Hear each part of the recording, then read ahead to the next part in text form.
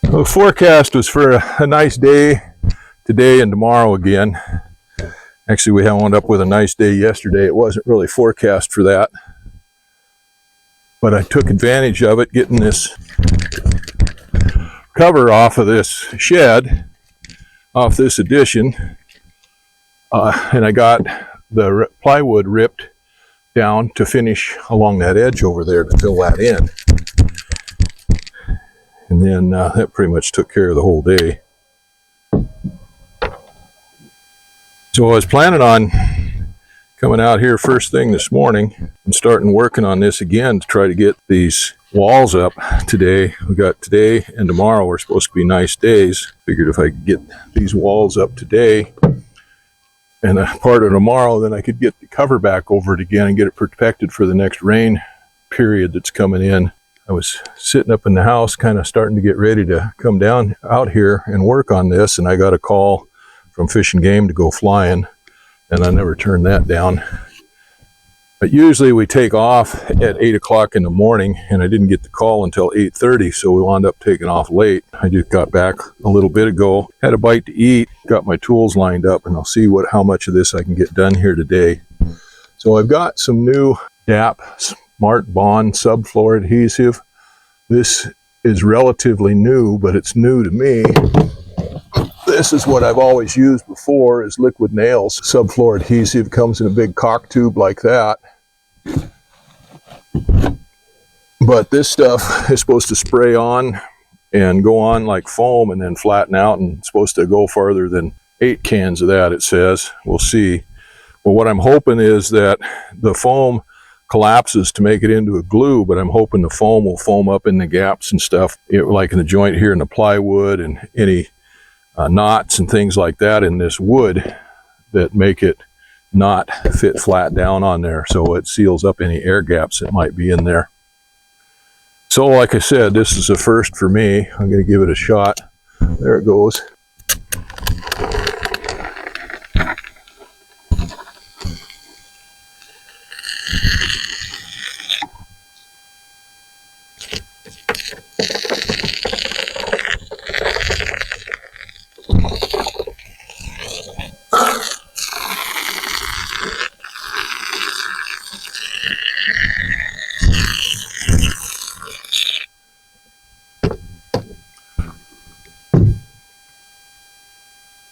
Well, I've got my board here that I cut.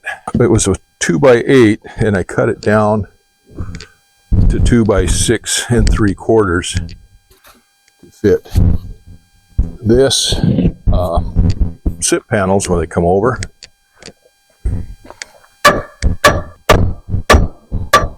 Now, I spent a lot of time on here making sure this was square. I've got this 6x12 yellow cedar timber out here sitting on some 6-inch steel pilings, and I set this up and measured out 3, 4, 5 triangle off the house and got this end of it perfectly square and this face of it perfectly square with the house. And I know I had it pretty doggone good. Well, my friend Joe, the builder, was here a couple of years ago, and he wanted to do some work while he was here. He'd come up here to go fishing and stuff, but he wanted to do some work. He's always got to be doing something. So I let him frame this in, the floor in. He put the floor joists and stuff down.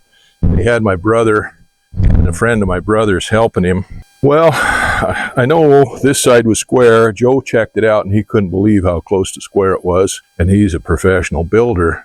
But by the time they got down to that end, they didn't get the floor joist perfectly square again. So I started from that end down there, laying the plywood out against that floor joist, assuming that Joe the builder and his minions did everything perfect. Well, lo and behold, when we got down here to this end, this plywood is hanging over here a 1/2 inch or so on this end, and almost over 1 inch on that end down there. So they didn't get those floor joists to square all the way down the line. So I was going to bring this sill plate here out and made it up with this plywood. But I think what I'm going to do instead is I'm going to go ahead and pull it into where it belongs, and that wall on that end is going to wind up overhanging a little bit. He said this was a 12 foot 2x8 cut down to 6 3/4. I just measured it, and it was almost a 1/2 inch more than 12 feet. So I've trimmed that down to exactly 12 feet. And now I've got the glue down on it. And this glue supposedly has a pretty good work time on it. So I got my brand new 20-penny nailer out. I'm going to see how it works. And when I used rough cut lumber on everything in the house here, stuff I cut with a chainsaw, and it was all cut full dimension.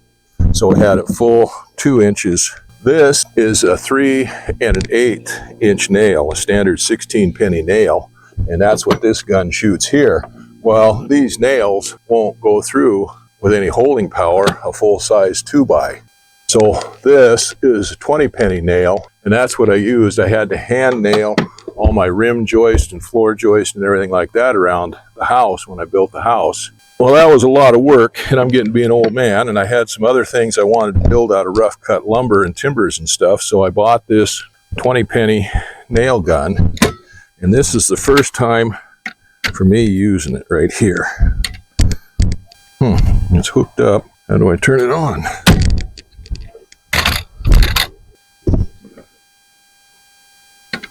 There we go.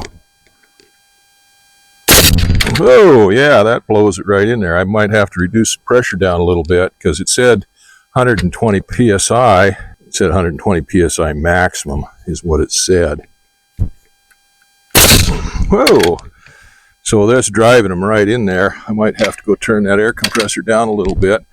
Now, it had a fitting on here, a bigger fitting for a 1/2 inch air hose, and I had to reduce that down to the fittings for the 3/8 inch air hoses that I'm using. So I don't know the volume of air is going to be enough on this, so I just have to do it slow and not have to. I'm going to turn that. I gotta go turn the air volume down. That thing is pretty near driving those things, 5 1/2 inch nails, pretty near driving them through that. All right, I turned that air pressure down on that air compressor. Yeah, that's still pushing it through there a long ways.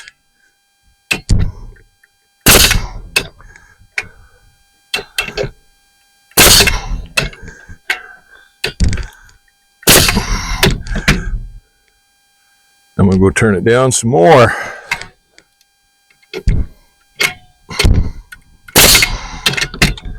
Yeah. Is there an adjustment on this? I don't see an adjustment on that. A Bostitch gun here has an adjustable end on it where you can move it down and make up for some of that, but there's nothing on that for an adjustment, and that's just about driving those nails completely through that 2x. Now this 20 penny nails on here might be a little bit of overkill. We got 1.5 inches on this 2x of thickness, and then 3/4 of an inch of the plywood.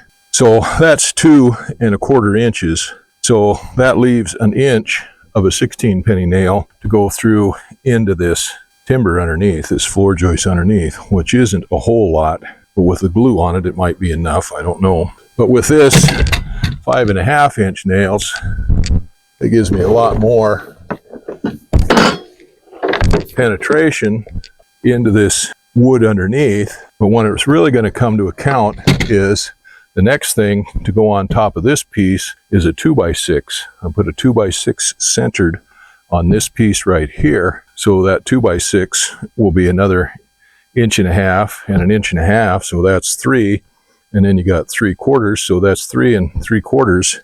So these 5½ inch nails are not going to penetrate near as far.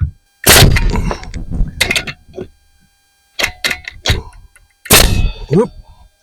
That one hit a hard spot, I guess. Maybe I ran out of air. We'll find out whether I got enough air still or not. Well, I got to turn the air back up now. Yep. Well, turn the air up on that some more. Now, it may be that I just don't have enough volume of air because I just got that little air compressor, little job site air compressor, and it may be that it just doesn't hold enough volume. That's one of the things I was worried about, was it not having enough volume in it. We got to take time and let the thing charge back up again after shooting it a few times. But I did have the air pressure down a little bit too much on it, so it looks like it's working just right now.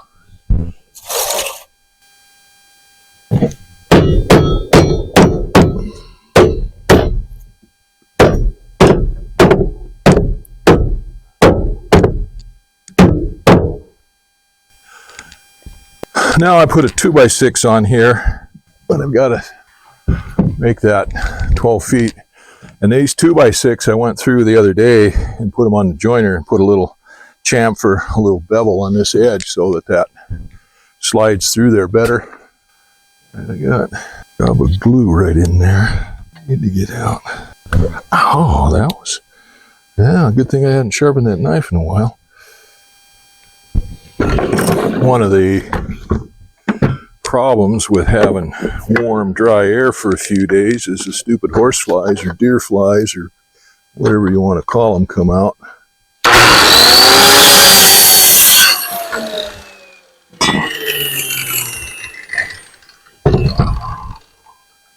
Now this is one of my homemade 2x6s made on the sawmill.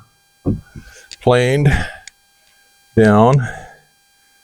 That's a spruce. Nice piece of wood.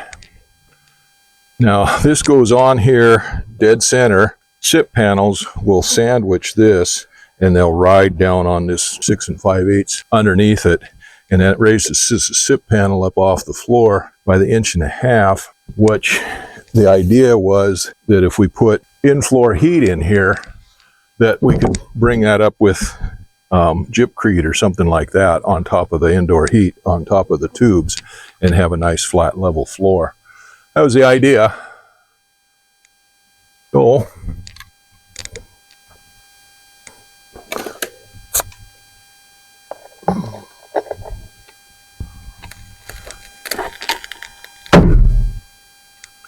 So this stuff is not doing exactly what I thought it was. It's not foaming up. I mean, when you put it on, it comes out foamy, but then it just doesn't stay foamy. I thought maybe it would foam up in kind of like the spray-in foam, kind of come out through any cracks or anything, but that's not what it's doing. All right.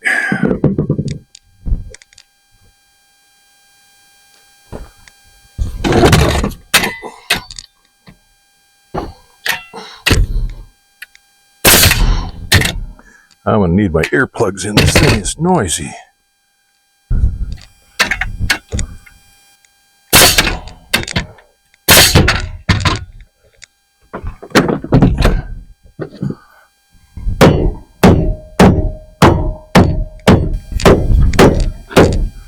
All right, my floor or my sole plate is down on this side. Now I'll put the one down on the other side, and then I'll put the ones down on this edge right over here. Once I get those down, then I've got to put an 8-foot piece up on this wall, and that SIP panel will slide in on it. And once it's on, I can put this panel up, and then I can put these two panels up. And again, that end wall down there will be framed up at a later date, sometime in the not too distant future, I hope, because I want to get this closed in before winter. But the main thing right now is to get these walls up, put plastic or something back over it to keep the water off of it. Stuff comes out of there looking pretty good in that thick foam, and then it just melts down and looks like slug tracks. I thought it would foam up and squeeze out into any gaps or anything in the wood. But no. No.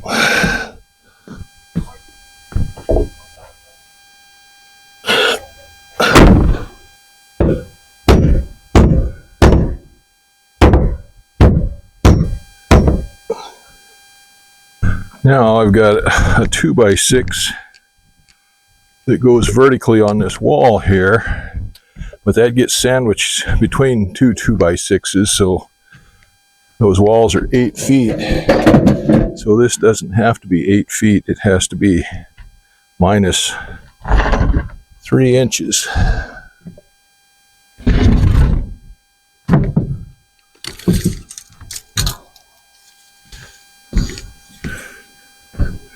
We got exactly 8 feet. 1, 2, 3. All right, so that one doesn't need to be nailed on with 5-inch nails. It can be nailed on with 3-inch nails.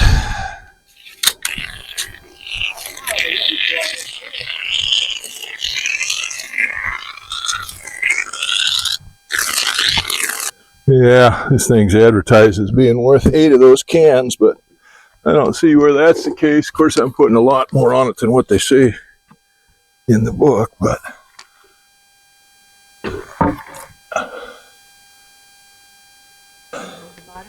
sure. That thing.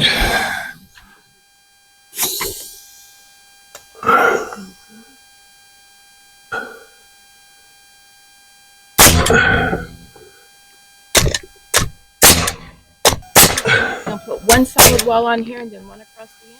No, I'll put 2 solid walls on that end. Make that one a framed-in wall down there. Well, we can put a door on this side going out into the backyard, kind of, and then one there going on to the porch if we ever eventually get the porch moved all the way out that way. Oh, we can raise it up through the stairwell. Oh, okay. Just hoist it up through the stairwell and push it in. Because this whole wall can come out of here. Oh, okay. Once we get this closed in. This whole wall from here through that door can all come out. So everything can come in through that way. But now I need to go dig out a 16-foot 2x6 and another 8-foot 2x6 to put down on that sill plate. That little short one? What little short one? That'll go on top after we get the walls up, yeah. Because there'll be 2x6s like this that go in the top, sandwiched in, and then I'll put another Are we going to put those 2x6s first? ones on top, and on that end down there we can. This one's got to be so it slides that way. And then the ones on this one, I'll leave those off because those are 12-foot walls, and I'm going to put a 16-foot 2x6 in there so that it bridges the gap between the two walls where they joint together. I've got to take a break for a few minutes. Hot out here. Tired out here. I think I'm done for the day. Sun is getting low on the horizon over there. I think it's about 7 o'clock. Anyway, I've put in a day. Now, I didn't get done what I anticipated getting done today, but I didn't do too bad considering I wasted half the day flying. Of course, I can't consider flying a waste of time since I get paid for it and I enjoy it. I didn't expect to do that today, and it took up a good portion of the day. So considering that, I didn't do too bad. I got those sill plates down all the way around the perimeter, and then I got the plates down that fit up into the SIP panels. I got those fitted in there, nailed down, glued down. And then I got the one that goes on the end panel there where it abuts up against the house, that's existing house. I got that one mounted up there, glued and nailed on there, and I got those electrical chase holes drilled out, so that's all ready for tomorrow. So those are ready for panels to go up. That floor is ready for panels to go up. I've still got to do some work on the panels here. I got to clean those up a little bit, clean the edges up a little bit, clean those chases out, get all the mouse crap and stuff out of those. Anyway, I need a little bit of cleanup on those before I can stick those up. This one will get a 2x6 in one end of it and a 2x6 in the top, and then it'll slide over the 2x6 on the bottom and on the one in the house. The other two on each end of them, there'll be a 2x6. I'm not going to put the ones on the top because I'm going to put 16-foot 2x6 across there to bridge those. They're 12 foot long, and if I put 12 footers on there, that would be fine, but if I put a 16-footer on there, that'll bridge between the two of them. I've already done that on the bottom side, and I'll do that on the top, and then the same thing with the top plate when I put it on. So I need to get those both out, or all three of those out of there, because once I put one of them up, the one on the end wall up, I can't really get the other two in there. So I'm going to have to pick all three of them up and set them in there and get them positioned so that I can put this one on the end wall up first. Well, anyway, we'll do that tomorrow. I got to fly again tomorrow. I don't know how long I'm going to fly tomorrow. I wanted to get them all three up by tomorrow so that I could get the rafters back up, or get something back up to hold that tarp up to keep it from raining in there, but we'll get what we can. So all in all, things worked out pretty good. I used two new things today that I'd never used before. I used that 20-penny air nailer, and that worked out really good. I was happy with that. And then I used that foaming adhesive, and the jury's still out on that, but so far that's a negative. I'm not near as impressed with that. It sprays out of there and looks like it's going to be good, but then the foam collapses down to nothing. It looks like slug tracks. I thought that it would stay foamy and collapse when you put weight on it, and then kind of fill in gaps and stuff like that as it expanded, kind of like expanding foam does. And I've used expanding foam like that before, and that works fine for that. That works as glue. Put something down on it tight and nail it down, and it collapses and squeezes out, and then it'll fill in any gaps or anything like that that are left in there. This stuff didn't do that, and we'll see how it works. I guess it's on there. I'll never see how it works. A person would have to set some kind of a test up between that and regular subfloor adhesive or construction adhesive to see how they work, to glue pieces together and let them sit for a period of time to dwell and stuff to cure, and then use test equipment to pull them apart and whatnot and see how bad they were, or how well they worked, or how bad they worked, or how well they worked. But I'm not going to do that. Anyway, like I said, I'm not too impressed with it. It's pretty expensive. It's $60 or $80 or something like that for the gun to use it, and then the cans are not that cheap. I'll finish using up what I got, and I've got $60 into the gun. I don't know whether I'll ever use it again. I guess they've got expanding foam that you can use with that too, and that gun does work better than using the great stuff expanding foam with a little plastic straw and stuff on it. Anyway, like I said, I'm done for today. We'll get back to this tomorrow. I didn't get done what I was hoping to today. I was hoping I'd get those panels put up. I flew this morning for about 5 hours. When I got done, I didn't feel good. Something hit me. When I come home, did my paperwork and stuff, I laid down for a while. Wound up losing a couple hours there.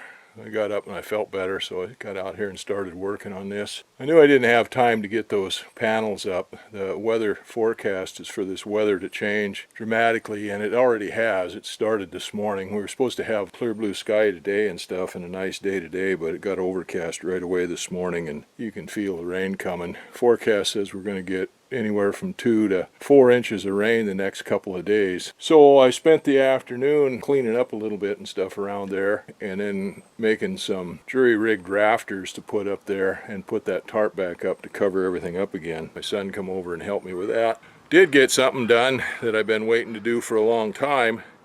And I got those panels moved out of that goat shed that my son built for me several years ago, and I've got them stacked up there on the deck now, ready to go when the weather changes. As soon as we get a chance to open that back up again, I can get in there and start working on those panels. And I've got all the parts and pieces in there and stuff. Well, now I can start laying out those trusses and getting those built. I do that in the hangar under cover. So the day wasn't a total loss. I knew I was going to have to cover this thing back up. I was just hoping I'd have the walls up on it before I did, but it's covered up now and ready for more rain again.